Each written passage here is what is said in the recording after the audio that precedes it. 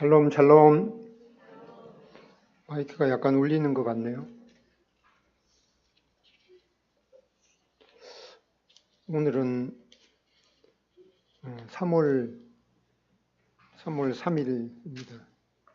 원래 음력 3월 3일을 3월 삼진날이라고 말하지만 어쨌든 이 3월 3일 삼진날은 강남 같은 제비가 돌아오는 봄으로 알려져 있습니다. 우리 동수원교회도 영적인 봄을 맞이하기를 소망합니다. 그리고 생각해 보니까 딱 1년 전 작년 3월 첫째 주에 제가 본의 아니게 장로직을 내려놓으면서 어쩌면 그날이 동수원교회에서 마지막으로 강단에 서게 되는 날이겠구나 이렇게 생각했는데 오늘 딱 1년 만에 다시 서게 되었습니다. 그때에도 한치 앞을 예상할 수 없었듯이 지금 심정도 마찬가지입니다.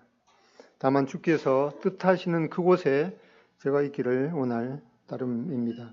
오늘은 주보에 공지된 대로 시편 142편 말씀을 상고해 보겠습니다.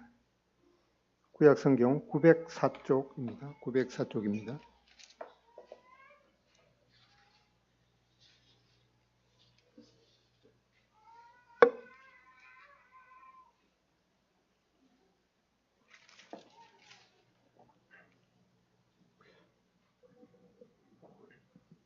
(904쪽) 그 시작을 보면은 그 시편 142편에 제목이 붙어 있습니다. 다윗이 굴에 있을 때에 지은 마스길, 곧 기도. 여기 마스길이라는 그런 그 히브리어 용어가 나오는데 간단하게 말하면 이 마스길이라는 말은 교훈시라는 그런 뜻으로 이해하게 되는데 그 정확한 의미는 알 수가 없다고 합니다. 다만 이 마스길이 교훈을 나타내는 시라 이렇게 이해하면 되겠습니다. 먼저 1절부터 4절까지 7절까지 있는데 절반씩 이렇게 나누어서 다 같은 목소리로 1절부터 4절까지 읽도록 하겠습니다. 시작. 내가 소리내어 여호와께 부르짖으며 소리내어 여호와께 간구하는도다. 내가 내 원통함을 그의 앞에 토로하며 내 우환을 그의 앞에 진술하는도다. 내 영이 내 속에서 상할 때에도 주께서 내 길을 아셨나이다. 내가 가는 길에 그들이 나를 잡으려고 울무를 숨겼나이다.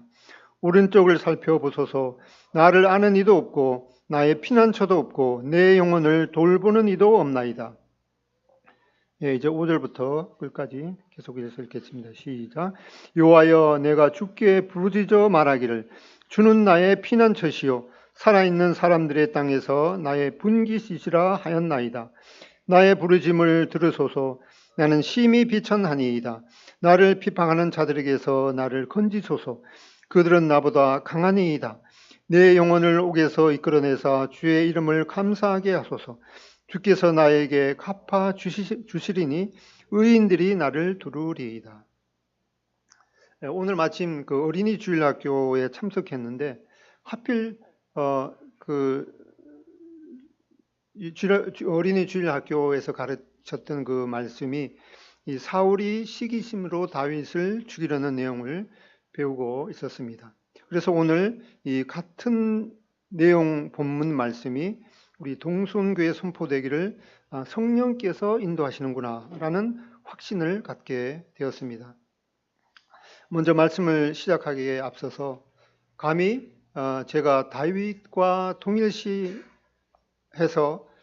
제가 이 사울과 같은 사람에게서 시기와 핍박을 받고 있다는 그런 식으로 생각하고 싶지는 않습니다. 다만 하나님께서 이 다윗의 인생을 최종적으로 평가하실 때 그 다윗의 일생에 치명적인 잘못이 있었지만 사도행전 13장 22절에서 하나님의 마음에 합한 자, 즉 하나님의 마음에 든 자라는 이 놀라운 평가를 하나님께서 성령님께서 다윗에게 하셨기 때문에 이 다윗이 어려움을 겪었던 그런 과정에서 어떤 마음을 지녔는지 그 교훈을 받기를 원합니다. 방금 이 제목에서 보듯이 이 시편 142편의 저자가 이 다윗이라고 말하고 있고, 이 시편을 쓴 장소와 그 상황은 이 동굴에 갇혀 있을 때라는 그런 말씀을 하고 있습니다. 요즘에는 이 동굴 하면은 딱 떠오르는 것이 관광지 같은 것을 떠올릴 것입니다. 하지만 여기 본문에 나오는 동굴은 이 동물이나 사는 곳으로 그 동물들의 배설물에 악취가 나는 그런 곳입니다. 왜 다윗이 그 동물들의 악취가 나는 그 동굴에 있게 되었을까요? 사무엘상 22장 1절 말씀을 보겠습니다. 사무엘상 22장 1절, 구약 446쪽입니다. 사무엘상 22장 1절, 그러므로 다윗이 그곳을 떠나 아둘람 굴로 도망하매, 이렇게 말씀하고 있습니다. 이 시편 142편 본문을 잘 이해하기 위해서는 당시 다윗이 처한 그 환경을 살펴보는 것이 필요하겠습니다. 앞에 사무엘상 17장에서 소년 다윗은 우리가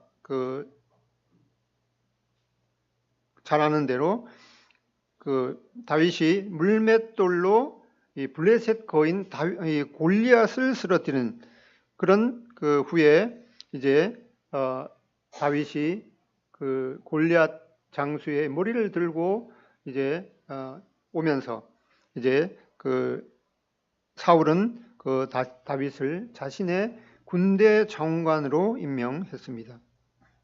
더 뒤로 가서 사무엘상 18장 5절에 보면은 다윗은 사울이 보내는 곳마다 가서 지혜롭게 행하며 사울이 그들 군대의 장으로 삼았더니 온 백성이 합당히 여겼고 사울의 신하들도 합당히 여겼더라.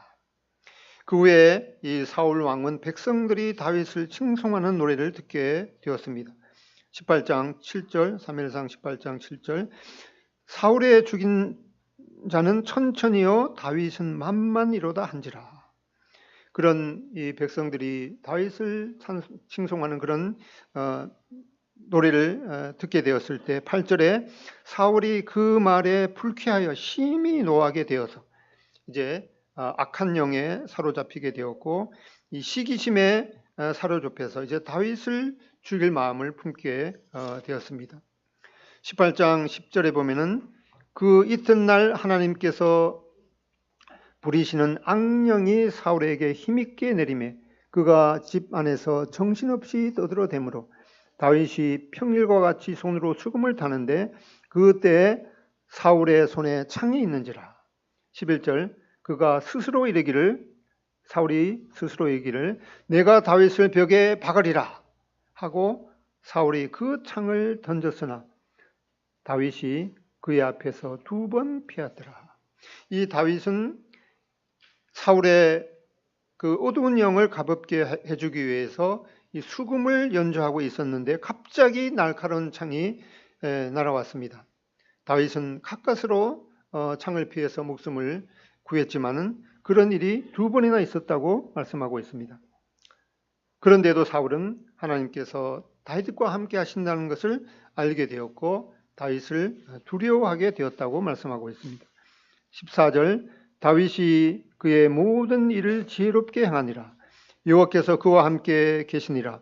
15절, 사울은 다윗이 크게 지혜롭게 행함을 보고 그를 두려워하였으나 다윗은 오직 이 자기에게 주어진 일을 성실하고 겸손하게 한 것밖에 없는데 단지 이 사울의 시기심 때문에 고난의 길을 가게 됩니다.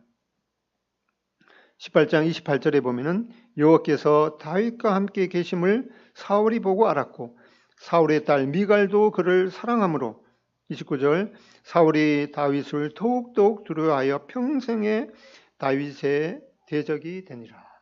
이제 19장에 보면은 이제 평생 다윗의 대적이 되었던 이 사울의 이 살인 의도가 다시 살아납니다.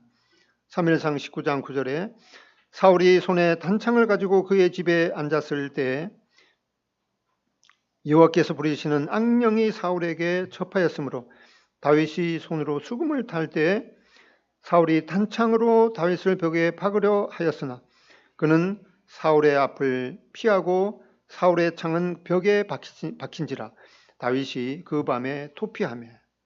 이제 다윗은 현실 상황을 분명하게 파악하게 되었습니다. 그대로 있다가는 사울의 창에 죽게 되겠구나 라는 생각이 들어서 이 도피를 하게 됩니다. 이제 다윗을 지탱해 주던 그런 버팀목들이 하나둘씩 잃어버리게 됩니다. 그 첫째 버팀목은 다윗의 훌륭한 지휘였습니다. 다윗은 목동에서 골리앗을 죽인 공로로 순식간에 사울의 군대의 그 장군이 되었는데 이제 그 모든 지위가 갑자기 날아든 창 하나에 다 사라져버리게 되었습니다. 다윗은 이제 자기에게 기름을 부어 주었던 이 사무엘을 찾아갑니다. 19장 18절에 다윗이 도피하여 라마로 가서 사무엘에게로 나아가서 사울이 자기에게 행한 일을 다 전하였고 다윗과 사무엘이 나요스로 가서 살렸더라.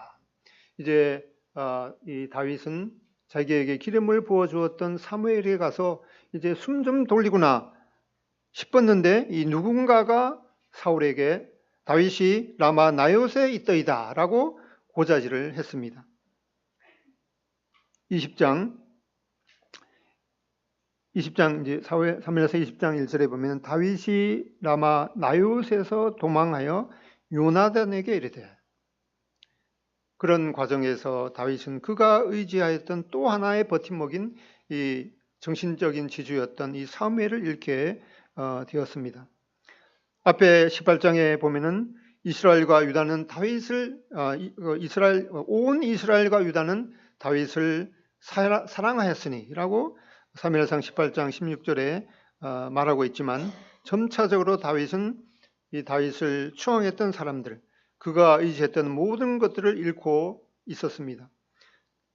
왕궁과 군대에서의 그 다윗의 이 대장의쥐, 그의 아내 미갈, 이제 정신적인 지주였던 이 사무엘과의 관계도 잃게 되었습니다.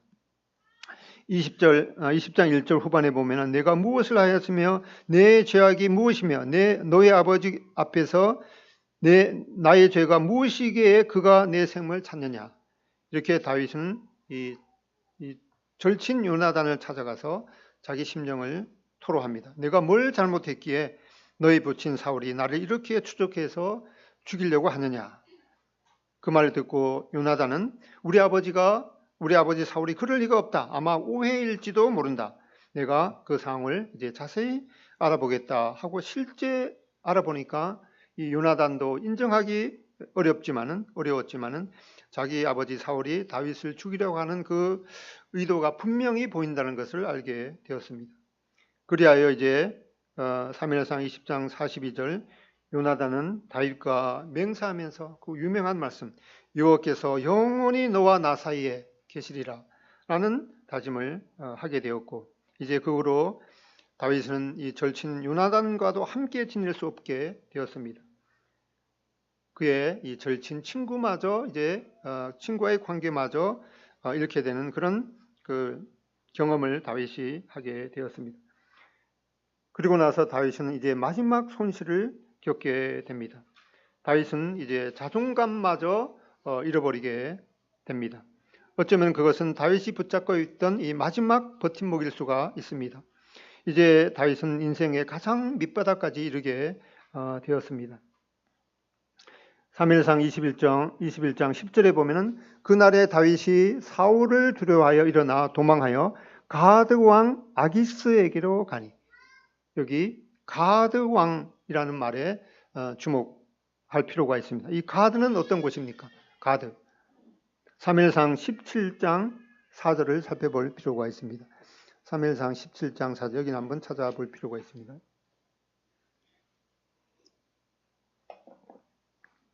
사무엘상 17장 4절에 보면은 블레셋 사람들의 진영에서 싸움을 도두는 자가 왔는데 그의 이름은 골리앗이요 가드 사람이라.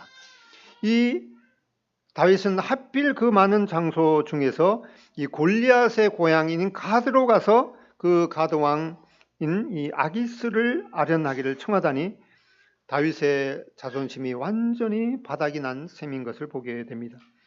가드 왕 신하들은 이제 다윗을 알아보게 되자 이제 다윗은 미친지 하면서 대문짝을 긁적이면서 일부러 침을 수염에 흘리게 되니까 아기스 왕이 저 자를 당장에 쫓아내라. 그자나도 내 주위에 미친 사람들이 많은데 그 한 사람 더 할 필요도 없다. 이렇게 해서 이제 그 다윗을 당장 쫓아내라고 하니까 이제 비로소 다윗은 22장 1절에 그곳을 떠나서 아들람 동굴로 도피하게 되었습니다. 이제 다윗에게는 아무런 장래 보장도, 아무런 먹을 것도, 얘기 나눌 사람도, 붙잡을 약속도 깜깜하고 모든 희망이 사라지는 듯 했습니다. 그가 붙잡고 있던 모든 것들, 이 모든 사람들로부터 따로 떨어져서 어두운 동굴에 혼자 있게 되었습니다. 그에게는 이제 하나님밖에는 아무것도 바랄 수가 없었습니다. 이러한 고난을 겪으면서 다윗은 그 악신하는 동굴에서 이 네 방향을 바라보았습니다. 이제 시편 142편으로 다시 돌아오겠습니다. 그 네 방향 중에 이 첫 번째 다윗이 바라본 방향은 바로 자신의 내면이었습니다. 시편 142편 3절에 보면은 내 영이 내 속에서 상할 때에도 이렇게 다윗은 첫 번째로 바라본 그 방향이 자신의 이 속, 자신의 내면을 바라보았습니다. 1절부터 3절까지 다시 한번 읽어보겠습니다. 내가 소리내어 여호와께 부르짖으며 소리내어 여호와께 간구하는도다. 내가 내 원통함을 그의 앞에 토로하며 내 우한을 그의 앞에 진술하는도다. 내 영이 내 속에서 상할 때에도 주께서 내 길을 아셨나이다. 내가 가는 길에 그들이 나를 잡으려고 올무를 숨겼나이다. 그동안 다윗은 자신의 억울함을 토로할 대상을 모두 잃고 계속해서 도피하면서 결국 이 동물이나 사는 이 악신하는 동굴에 혼자 들어와서 오직 하나님께 소리내어 부르짖으며 하나님께 간구하고 있습니다. 그 누구도 다윗이 겪는 그 운통하고 아픈 마음을 이해하지 못했지만은 다윗은 주님께서 오직 주님만의 자신의 길을 아신다고 고백하고 있습니다. 여기 3절 중반절에 이 주께서 내 길을 아셨나이다 라고 할 때 이 안다라는 단어를 특별히 주목할 필요가 있는데 이 안다라는 단어는 이 히브리어로 야다라는 그런 동사입니다. 이 야다라는 말은 이 부부가 서로를 친밀하게 안다는 그런 의미입니다. 이것은 단순한 그 지적 인식보다도 훨씬 더 깊은 이 경험적 지식을 의미합니다.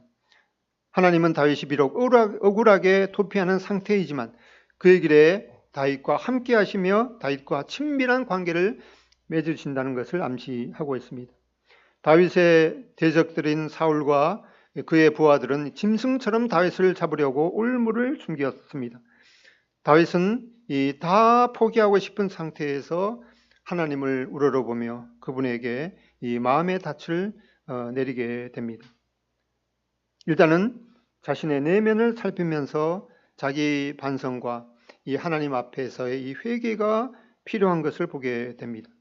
어떤 행동에 대한 내면의 동기는 사람은 다 파악할 수가 없을 것입니다. 오직 하나님과 이 자신만이 정확하게 알 수가 있기 때문에 시편 139편 24절에 있는 이 고백처럼 내게 무슨 악한 행위가 있나 보시고 나를 영원한 길로 인도하소서라는 이 내면의 회개의 기도가 필요할 것입니다. 이런 이 다윗은 먼저 자신의 이 내면을 살펴보면서 하나님 앞에 그 심정을 솔직하게 토로한 이후에 이제 그 다음 방향인 이 주변을 둘러보게 됩니다. 이제 다윗은 소리내어 하나님께 부르짖다가 이렇게 주변을 보면서 도움을 청하기를 바랐습니다. 4절 오른쪽을 살펴보소서. 나를 아는 이도 없고 나의 피난처도 없고 내 영혼을 돌보는 이도 없나이다. 여기 특별히 오른쪽을 살펴보소서라고 말씀하고 있는데, 당시에는 어떤 사람의 억울한 일을 변호할 때는 항상 그 대상의 이 오른편에 앉았다고 합니다. 이렇게 오른쪽은 일반적으로 이 도움을 받을 수 있는 장소이고 힘과 안전을 얻을 수 있는 곳을 의미합니다. 다윗은 그의 오른쪽에 자신을 보호해 줄 사람이 아무도 없다고 부르짖고 있습니다. 이제 다윗은 더 이상 다른 데로 피할 곳도 없게 되었습니다. 그에게 도움을 주었던 사람들을 다 잃게 되었고, 그가 숨으려고 갔던 장소들부터 다 이제 그것을 잃게 되었습니다. 그가 피난처로 여길 것이 이제 더 이상 존재하지 않게 되었습니다. 이렇게 다윗은 내면을 보고 이 주위를 살펴본 후에 오직 낙심뿐임을 깨닫고, 이제 다윗은 이 다음 방향인, 세 번째 방향인 이 위를 쳐다보게 됩니다. 5절에 보면은 여호와여, 내가 주께 부르짖어 말하기를 주는 나의 피난처시요 살아있는 사람들의 땅에서 나의 분깃이라 하였나이다. 다윗은 단호하고 분명하게 여호와여, 내가 주께 부르짖어라고 기도하고 있습니다. 다윗은 들짐승 배설물 나는 그런 동굴에 숨어서 이제 더 이상 피할 곳이 없는 것 같았지만은 하나님께서 그의 피난처가 되시고 안식처가 되시고 요새가 되었습니다. 또한 이제 다윗은 그가 가진 것이 아무것도 없었지만 하나님이 그의 자신의 분깃임을 고백합니다. 이 분깃이라는 말은 이스라엘 각 지파에게 나누어 준 이 땅의 기업을 상기시킵니다. 그런데 다윗은 자신이 이 받은 분깃은 오직 여호와 하나님 그분 자체임을 고백하고 있습니다. 하나님의 임재, 그분의 보호와 약속의 말씀 그 자체가 바로 다윗의 분깃이라고 말씀하고 있습니다. 하나님은 그가 필요로 하는 모든 것이며 생존 세계에서, 즉 사람이 사는 세상에서 그가 받은 몫은 오직 하나님뿐임을 다윗은 고백하고 있습니다. 이제 더 이상 피할 곳 없는 절박한 상황에서 6절 나의 부르짖음을 들으소서라고 절규하고 있습니다. 그는 자신을 죽이려고 하는 사울과 그 부하들로 인해서 심히 비참하게 되었고, 이러한 비참한 고백을 하고 있습니다. 그들은 다윗이 감당하기에는 너무나 강한 존재들이었습니다. 다윗은 그들을 대항해 싸울 힘도 없었고 그를 돌볼 사람도 없었습니다. 오직 여호와 하나님만이 다윗을 도울 수가 있었습니다. 네 번째 방향인 이제 마지막으로 다윗은 이 앞을 바라보게 됩니다. 7절 내 영혼을 옥에서 이끌어내사 주의 이름을 감사하게 하소서. 주께서 나에게 갚아 주시리니 의인들이 나를 두르리이다. 다윗이 사울 일당을 피해 숨어있는 그 동굴은 그에게 있어서 이 감옥과도 같았음을 고백하고 있습니다. 다윗은 이렇게 사울을 피해서 이 고독한 감옥에서 하나님께 소리내어 부르짖더니 이제 142편 이 마지막 말씀인 일종의 그 예언 형태로 주께서 나를 너그럽게 대하시면 의인들이 내 주위에 몰려들 것입니다 라는 그 소망을 말했는데, 이제 그의 소망대로 의인들이 다윗에게 몰려들게 되었습니다. 아까 살펴보았던 사무엘상 22장 1절로 다시 돌아가 보면은 그러므로 다윗이 그곳을 떠나 아둘람 굴로 도망하매 그의 형제와 아버지의 온 집이 듣고 그리로 내려가서 그에게 이르렀고 2절 환난당한 모든 자와 빚진 모든 자와 마음이 원통하는 자가 다 그에게로 모였고 그는 그들의 우두머리가 되었는데 그와 함께한 자가 400명 가량이었더라. 처음에 이 양을 돌보던 다윗을 그들도 보지도 않았던 그의 가족들도 어떻게 소식을 들었는지 이제 동굴에 있는 다윗을 찾아왔고 또 이런저런 사정으로 400명 가량이 동굴로 모여들었습니다. 이 400명의 다윗의 용사들은 이제 나중에 이 다윗 왕국을 형성하는 그 기초를 형성하게 됩니다. 여기 142편 시편 142편 제목이 이 굴에서 다윗이 드린 그 기도라는 그런 제목에 붙어 있는데, 이 시편 57편 제목도 이 다윗이 사울을 피해 굴에 있던 때라는 제목이 붙어 있습니다. 이 시편 142편이 나중에 있기는 한데, 시간 순서상으로는 이 시편 57편이 그 시기상으로 나중에 쓰여진 시로 파악되는데, 그 이유는 이제 다윗이 영적으로 좀 더 회복된 상태에서 쓰여진 그런 노래이기 때문입니다. 아까 예배 시간에 살펴봤던 내가 이 만민 중에 주께 감사하며 주의 진리는 궁창에 이르고 주의 은혜는 이 하늘까지 높아지기를 원합니다 라는 그 내용이 바로 시편 57편 이 다윗이 사울을 피해 굴에 있을 때 지어진 또 다른 시이기도 합니다.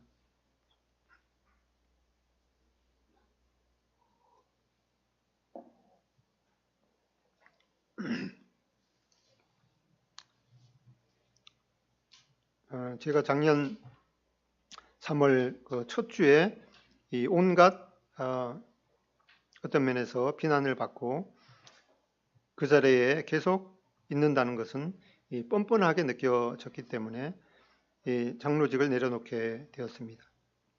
저도 부족하고 허물이 많은 사람이기 때문에 그런 모든 비난에서 자유로울 수는 없습니다.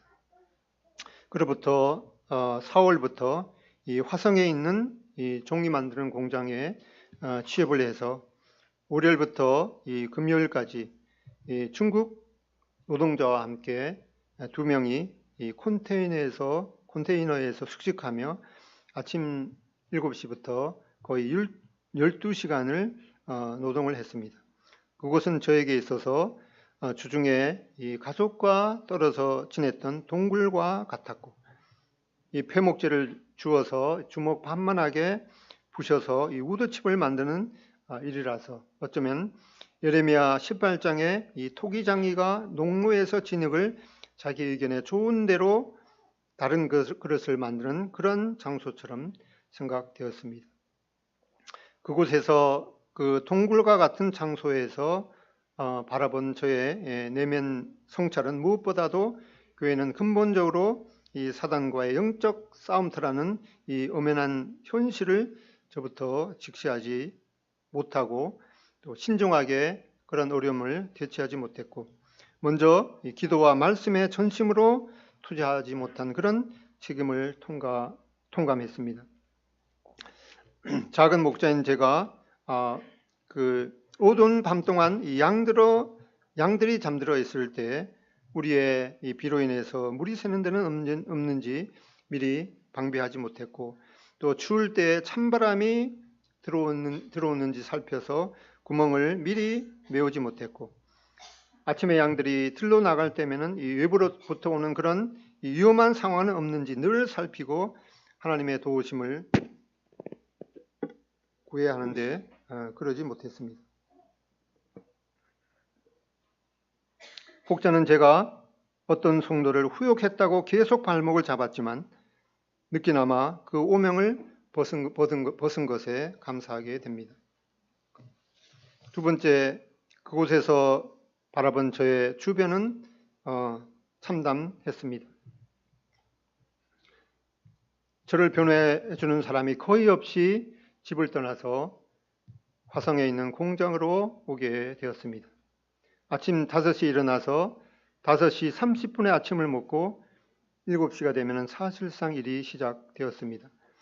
공기 분사기로 먼지도 불어내고 기계에 기름도 칠하고, 그리고 8시 정각이 되면 그 무시무시한 굉음과 함께 기계가 그 커다란 목재를 부수는 그 파쇄기가 돌아갑니다. 그리고 저녁 6시가 될 때까지 그 파쇄기가 멈추는 시간은 점심시간 1시간, 그리고 오전과 오후에 각각 30분, 그 멈추는 시간이 사실상은 휴식 시간이긴 하지만은 그 시간은 원래는 휴식 시간인데 기계 장치가 문제가 없는지 늘 신경을 써야 했고, 또 그 휴식 시간에 기계 장치가 고장이 나면은 휴식 시간을 반납하고 그 기계를 고치는 일에 시간을 써야 했습니다. 하필 하루 종일 부수는 일을 하는 공장에 들어오게 되었을까? 그래, 내가 부서지지 못해서 여기 오게 되었구나. 이렇게 그 파쇄기 굉음 속에서 먼지가 나기 때문에 항상 여름이고 겨울이고 마스크를 써야 했습니다. 그 굉음 소리가 너무나 커서 아주 크게 소리를 질러도 1m 옆에 있는 사람에게 들리지가 않습니다. 그런 상황에서는 이제 뭘 소통할 때는 손짓발짓을 써서 이렇게 하는 것이죠. 그런 굉음 속에서 제가 마스크를 쓴 채로 큰 소리로 찬송을 불렀습니다. 부서져야 하리, 더 많이 부서져야 하리, 이 생의 욕심이 하얗게 부서져 소금이 될 때까지 무너져야 하리, 더 많이 무너져야 하리, 이기적 자아가 푸르른 상체로 질펀히 눕기까지 깨어져야 하리, 더 많이 깨어져야 하리, 교만한 마음이 산산이 무너져 흰 파도가 될 때까지 씻겨야 하리, 더 많이 씻기고 또 씻겨 때가 낀 영혼이 말끔히 씻기어 하늘에 그 얼굴 비추기까지. 그리고 후렴 나는 바다 되어서 이 땅의 모든 것 미련 없이 다 버리고 하늘의 평화를 얻으리라. 슬픔도 괴로움도 씻기고 부서져서 맑고 깊은 바다 되어서 모든 부패를 삭히어주는 맑고 깊은 바다 되어서 그 영혼 바다에 사랑의 별 하나 뜨게 하리. 라고 소리치며 찬송을 부르다가 보면은 이 눈물도 났습니다.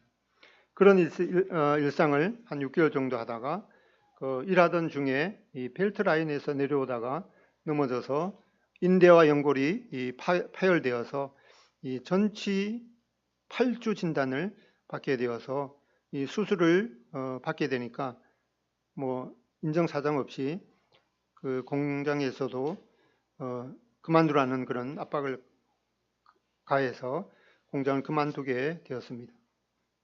거의 2달을 한쪽 다리를 이제 수술을 한 상태로 쓰지 않다가 보니 근육이 한 40% 소실되었습니다.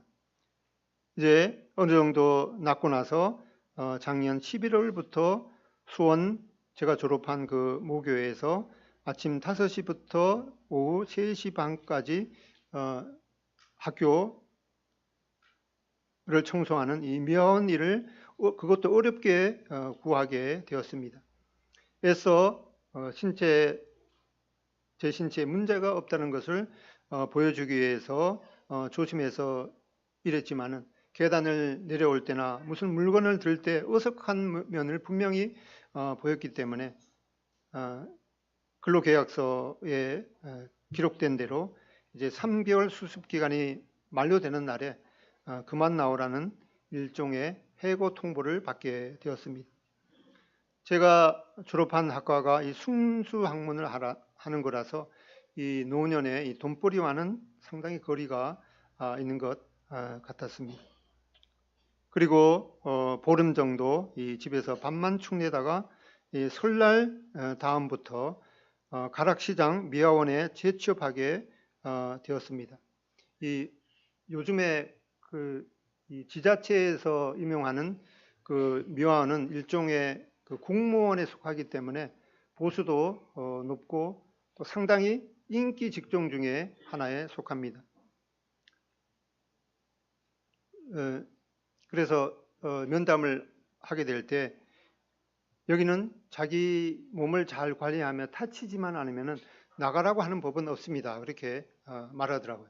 근데 그 지자체에서 운영하는 그 모집하는 그런 것이 아니고 이 용역 회사에서 그 모집하는 그런 것이기 때문에 뭐 그 공무원 같은 그런 그 대우는 어림도 없었습니다. 아침 7시에 출근해서 오후 4시까지 일하고 있습니다.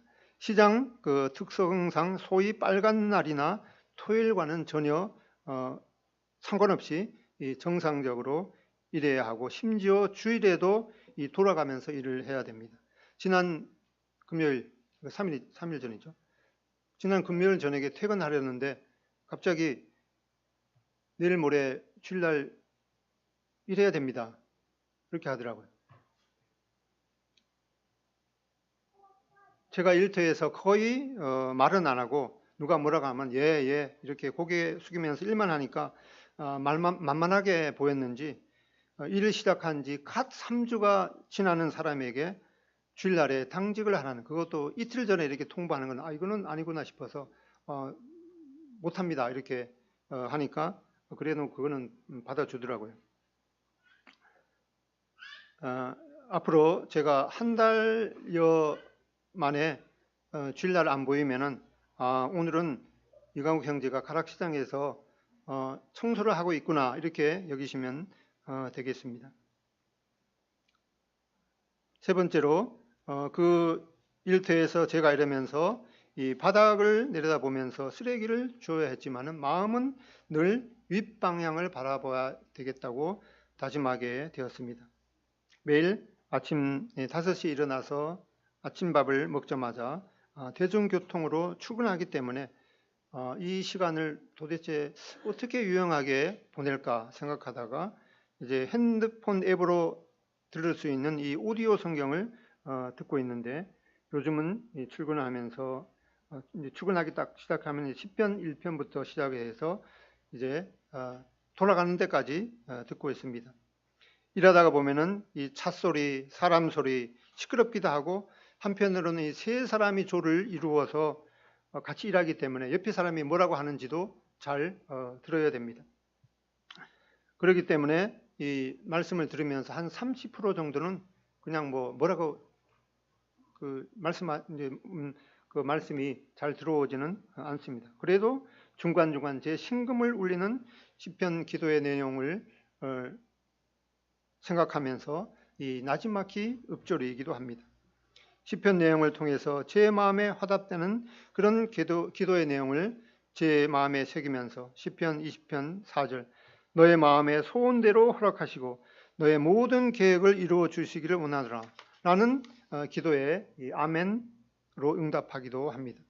그러다가 이제 귀가할 때쯤에 되면은 계속해서 그 시편 말씀이 돌아가다가 이제 잠언까지 이르면은 이제 집에 갈 때가 되었구나라는 생각을 하게 됩니다. 네 번째로 이제 아직도 동굴에서 벗어나지 못했다는 그런 마음에서 제가 이 앞을 바라보게 됩니다. 동성교회는 현재 이 교회를 지탱하는 가장 중요한 기둥에 속하는 리더십이 사실상 와해가 된 상태나 다름이 없습니다. 그 근본적인 원인을 검토하고 이 바로잡는 과정이 없이 사랑과 화합을 말한다는 것은 이 땜질 처방에 지나지 않을 것입니다. 이러한 이 시정을 거친 후에야 동성교회의 미래를 말할 수 있을 것입니다. 우리가 꿈꾸는 동성교회의 미래는 이 교회가 리더십이 확실하게 확립된 질서 공동체, 말씀이 잘 가르쳐지는 진리 공동체, 돌봄이 제대로 이루어지는 사랑 공동체, 선교에 적극 동참하는 그런 사랑 공동체로 다시 태어나는 그런 꿈을 그려 봅니다. 기도하고 마치겠습니다.